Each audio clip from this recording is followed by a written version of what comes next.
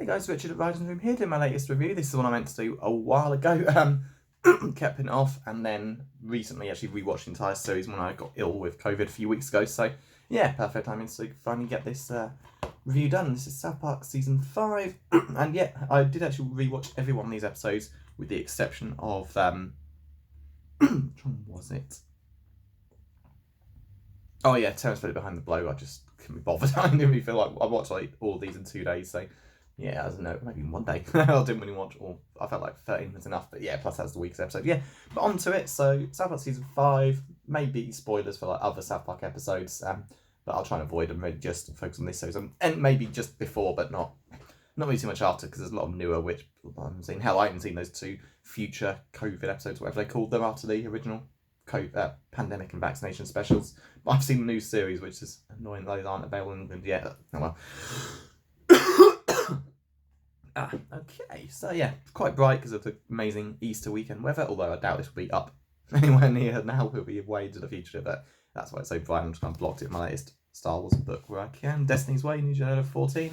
Anyone a fan? Definitely recommended, but save that review for another time. I already mentioned, yeah, Season 5, great series, much like 4, it was more like, I don't know, South Park, I kind of get what they've said about South Park Series 4, they're like, they hit their stride, yeah, they knew what they wanted the show to be, and 5 which continues along, and yeah, this is at 14 episodes, which pretty much becomes a template for a long time after this, although Series 6 gets a few more, but then after 7 it's 14 for like, yeah, 10 years, and then it goes to 10, or now 6, but yeah, so 14, that basically the template. This will probably be 2 parts, unless I burn for this first review, just because 14 episodes is still a lot. So yeah, number 1, it hits the fan. Basically, a TV channel allowed the word shit to appear on TV, like, for the first time. Apparently it's the first time anyone in the show's ever heard it said publicly, despite, Terrence Phillip film. Yeah, very funny episode, and basically, the word shit gets said so many times, it's literally is a curse word. As in a cursed word, and this giant dragon with a stupid voice, much like Cartman's, appears and starts killing everyone. Yeah, basically, they stop the dragon. They've got this magical rune stone that these knights of standards and practices are there to like protect certain words from not being used too much, like defeat it. And yeah, they realise they can't use like certain dirty words too much because it's not that funny and it'll destroy the world. Yeah, 1 episode. Everyone basically gets this like plague that causes them to start throwing up their intestines. Of course, Kenny dies that way too. But yeah, good episode, pretty funny, but not the best. But this is a great. There's a great bar with the best of South Park, and this isn't like, I don't know, top 30. It's still nowhere near bottom 30. But yeah, good episode. So 2, Cripple Fight, very funny. So the series 4 introduced Timmy, who is great, but like Kenny, he's kind of limited in what he can say and do. Although there's certainly a lot of intelligence there that you don't see. But this one introduces Jimmy. Perfect name, Timmy and Jimmy. Once I eventually get a tattoo of South Park done here, Jimmy's gonna and Timmy are gonna be on there. He's still limited in his like mental handicap, but yeah, you can see him do a lot more. He can talk, so he like does things like make jokes to like get through his handicap, but Timmy seems to think it's all an act, and yeah, you think they get along being the only handicapped kids around. Jimmy lives in Denver, but he eventually moves to South Park. But no, they seemingly fall out over their desire to be the only handicapped kid around, and then it's really violent fight to the death. It's pretty funny. They just really go for it, and some of the fight scenes are modelled from this movie. I can't remember the name of it, and I've not seen it, but yeah, from clips I've seen on YouTube. That's about right. So yeah, they just brutally beat each other unconscious, and they were part of a gay rights rally because Big Al's been kicked out of Scouts for being gay, and it was part of their protest to get him put back in. And again, it's got a good ending. Big Al doesn't want the Scouts to be like Scout leaders to be punished for their beliefs. They should be educated and like learn to accept gay people, not forced into it. Yeah, it's a good message, and yeah, Big Al's still out of Scouts, but he might come back one day. And it's a good message. Basically, they get this very macho replacement for him who does be a child molester. Molest his because someone's gay. It doesn't mean they'll molest children. Straight people do that as well. So yeah, very funny episode, and the fight with Jimmy is great. It's just so bad. They really go for each other, and there's great moments like Timmy is like standing out of his wheelchair and Jimmy's lifting him up into the air. It's great how these two do it, but yeah, it's great. And yeah, Timmy's like being this secret genius comes in because he has Jimmy kicked out. He frames him for being gay, but photoshops Jimmy's head on a man's body who's like got his arms down another naked guy. Yeah, and everyone falls through it. Wow, I didn't know Jimmy was gay. It's like, yeah, me neither. And I suppose good idea to put Kyle in this video because Kyle doesn't appear in it at all because he's part of Jew Scouts, not regular Scouts. Oh, here comes the dog. Will he pop his head up in a moment? Who knows? Next one, Super Best Friends. This has always been one of the funniest episodes, and of course, it's interesting that this was before the whole Muhammad thing. Like series 10, 5 years later, they wanted to show Muhammad, but Comedy Central blocked him from appearing. They put a big box around him. Yet in here, 2001, it was fine. No issue whatsoever. Apparently, even in repeats, they've aired Muhammad, and even that intro screen with loads of characters. Dog, I've crushed my leg against the wall. What are you doing? There we go.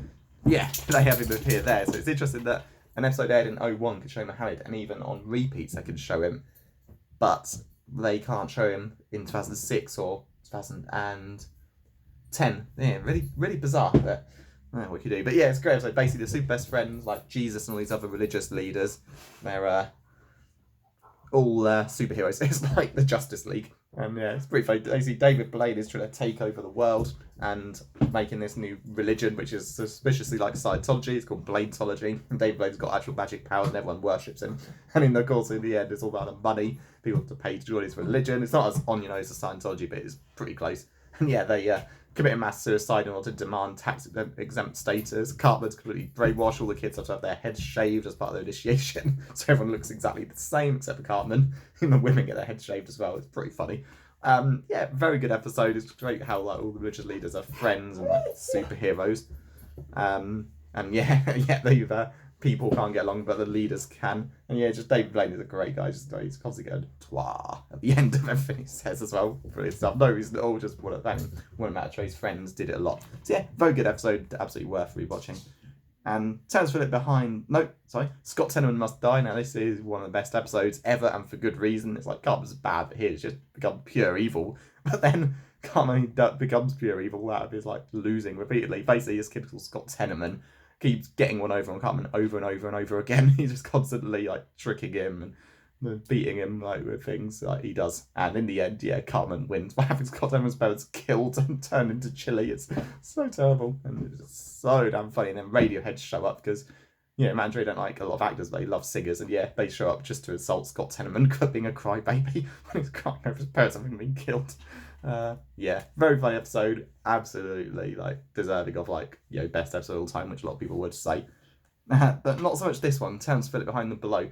It's an alright episode. Terence Phillip has split up because Philip wants to do more mature things like Shakespeare, whereas Terence doesn't, and Terence becomes really fat. And yeah, basically there's this event called Earth Day, which like the people in charge are like threatening to murder the kids if they don't get Terence and Phillip there as they promise. Of course, in the end, they just murder Kenny, not the kids. Although Kenny's like dying on the floor by the end with his arms and legs cut off with a cleaver, so who knows? But yeah, it's just stuff like that's pretty funny. But overall, it's just not that great. The whole Behind the Blow thing is just watching a video documentary, like imagine behind the music, or behind the laughter in The Simpsons. So yeah, it's a good episode. It's got funny moments like them chasing after the boys with a cleaver. In terms of Philip, like doing a new act with an American actor playing Philip, it's pretty dumb. But yeah, it's good. It's good, but that's as far as I go. Next episode, Cartman Land. Now this is back to the best. Basically, Cartman achieves a dream of winning 1 or 10, but I think he's happy with $1 million.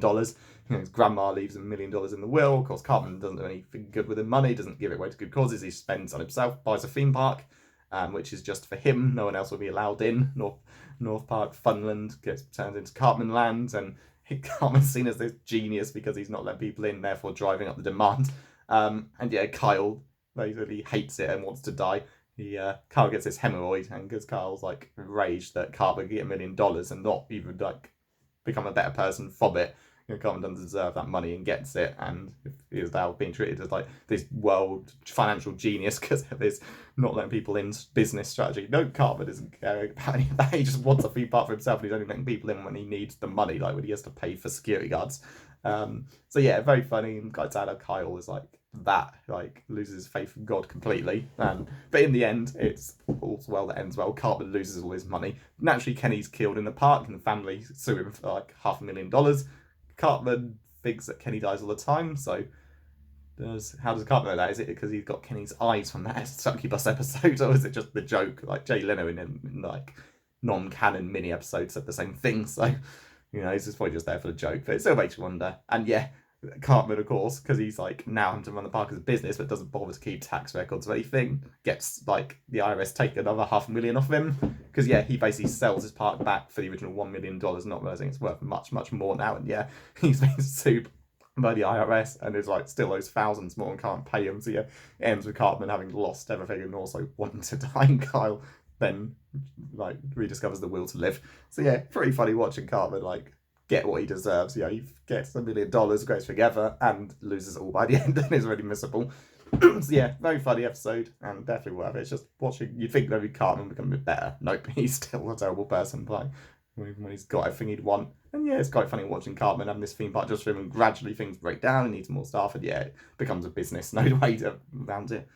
Episode 7 is a bit of a strange one, but still enjoyable. Proper condom use. The kids are taught about sexual education at schools, all because their parents don't know how to deal with it. After like kids start, beating off dogs or just make dog milk come out. It's completely mental. And yeah, the schools take this as that they need to be educated on what they're doing. And of course, it's as bad as you imagine. Miss Mackey doesn't know a thing about what he's talking about. Mr. Chuxton hates anything sexual because of how she looks. And Mr. Garrison, God Almighty, is put in charge of the teaching kindergarteners this stuff. Teaches them all the like wrong things. Don't get me wrong, some things he teaches would be great for teenagers because he goes into like the fun side of it, so I give him credit for that. But the fact that he's teaching kindergarteners this stuff, like how to put condoms on using your mouth, oh man, that's just so wrong. And yeah, that seems to be the lesson at the end, because like these two teachers are the worst possible people to teach kids this stuff. As Chef, who's the only person who hates this stuff from the beginning, points out, it should be taught by family and it shouldn't be like a scare tactic. And yeah, in the end, Chef teaches them all the lesson that 17 is the right age to wait, and everyone's happy and everyone watches happy as Cartman beats off another dog. It's pretty funny watching all the boys and girls like turn against each other. The boys buy condoms that they have to wear all the time because they think that girls will spread diseases to them. It's pretty funny. But yeah, the weird episode of right, Mr. Mackie and Mr. Chokes becoming a couple is a bit wrong. But yeah, great episode, and yeah, good one, but not the greatest of all. It's still fun. But yeah, I'm gonna leave this one here because the video's 12 minutes, it'll probably be doubled. So yeah, stay tuned for part 2.